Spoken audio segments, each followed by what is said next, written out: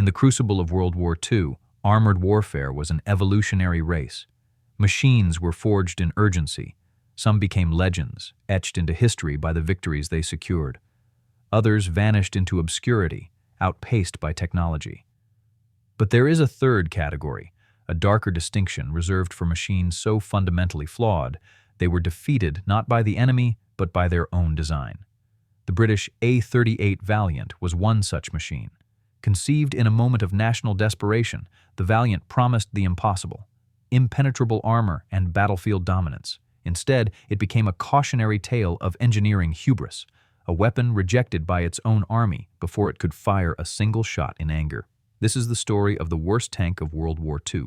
To truly understand the genesis of the Valiant, one must first deconstruct the rigid and often flawed mindset of the British High Command during the early 1940s. Unlike the German Wehrmacht, which was moving toward main battle tanks capable of handling multiple roles, British doctrine was strictly bifurcated. They operated under a two-tier philosophy. Cruiser tanks, which were fast and lightly armored, were intended to act as cavalry, exploiting breakthroughs and disrupting enemy supply lines. In contrast, infantry tanks were designed to be slow, lumbering leviathans. Their sole purpose was to advance at a walking pace alongside foot soldiers, providing mobile cover and suppressing machine gun nests. The psychological scars of 1940 played a massive role in this thinking. The disaster at Dunkirk and the fall of France had instilled a deep, paralyzing fear of German anti-tank gunnery within British planners. They had seen their lighter tanks shredded by German fire, and the lesson they internalized was that armor thickness was the only metric that mattered. Survival, they believed, lay in weight. By 1942, however, the war in North Africa had changed the calculus. The introduction of high-velocity German guns meant that existing British infantry tanks, like the Valentine, were becoming obsolete. The War Office panicked. They did not pause to rethink their doctrine or consider mobility as a form of defense. Instead, they doubled down. They demanded a new super-infantry tank, one small enough to be easily transported, yet armored heavily enough to be invincible. It was a contradictory set of requirements that set the stage for disaster. The contract for this new machine was awarded to Vickers-Armstrong in 1943, a year when the war had turned in the Allies' favor, yet the demand for better equipment remained voracious. The A38 Valiant was not born from a clean sheet of innovative ideas. It was a Frankenstein's monster of cobbled-together concepts and recycled parts. The mandate was to improve upon the existing Valentine tank, but with significantly heavier protection and a more powerful armament. From the very beginning, the project was plagued by the chaotic pressures of a wartime economy. Engineers were forced to make compromises to save weight and materials, often ignoring the human element of tank operation. Unlike the successful tanks of the era, such as the Sherman or the Churchill, which evolved through constant feedback from the front lines, the Valiant was designed in a vacuum. It was a theoretical solution to a visceral reality. The designers at Vickers were tasked with fitting a massive amount of armor onto a very small chassis.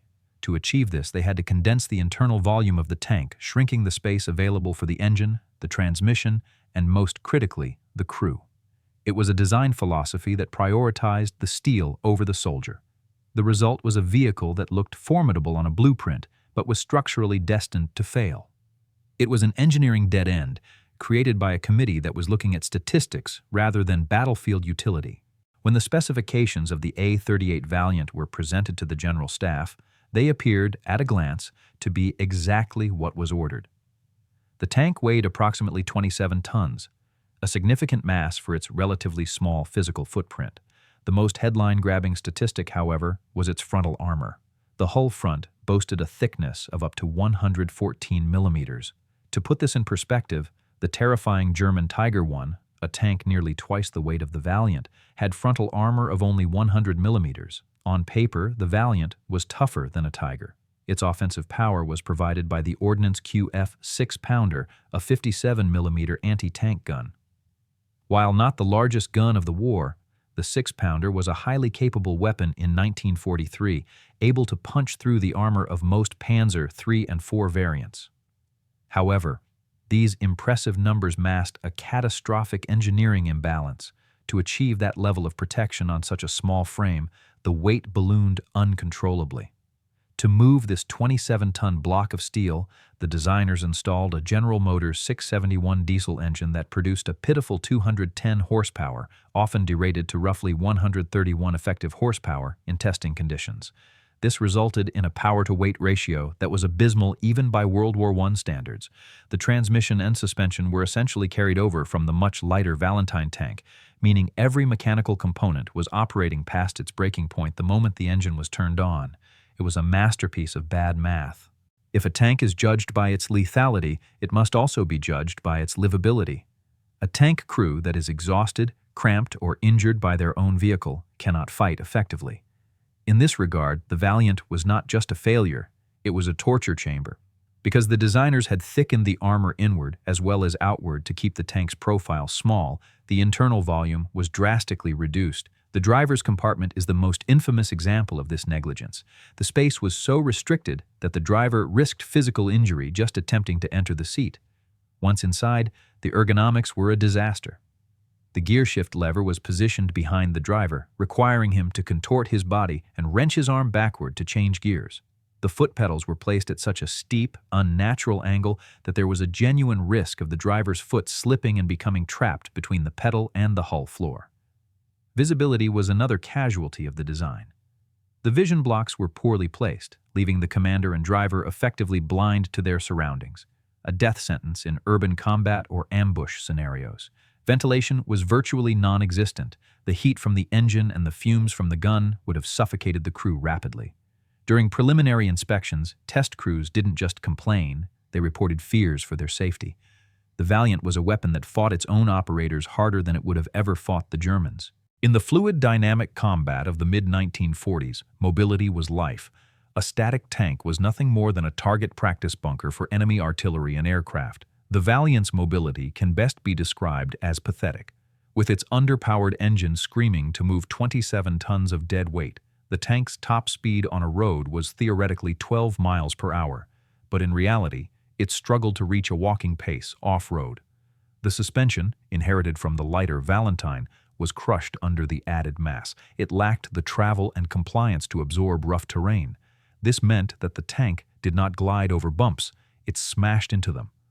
Obstacle crossing, a core requirement for infantry tanks, which were expected to traverse trenches, shell craters, and mud, proved nearly impossible.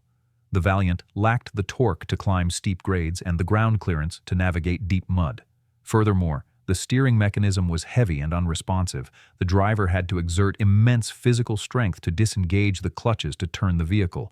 After only a few miles of driving, a driver would be physically spent, their muscles seizing from the effort.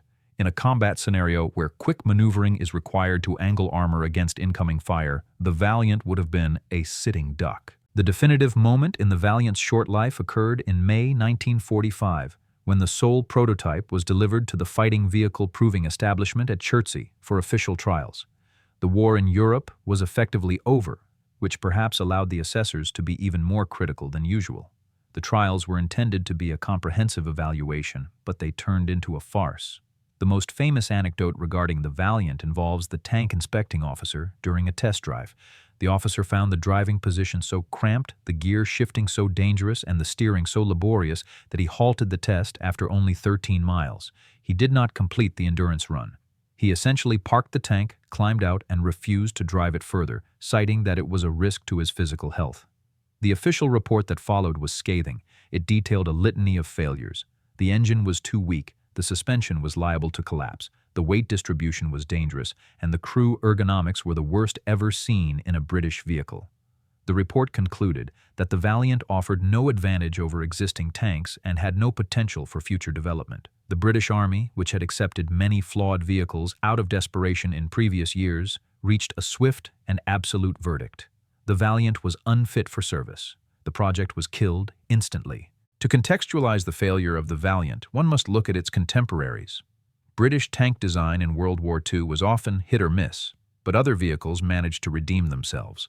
The Matilda II was painfully slow, but in 1940 it was the queen of the desert, virtually immune to Italian guns.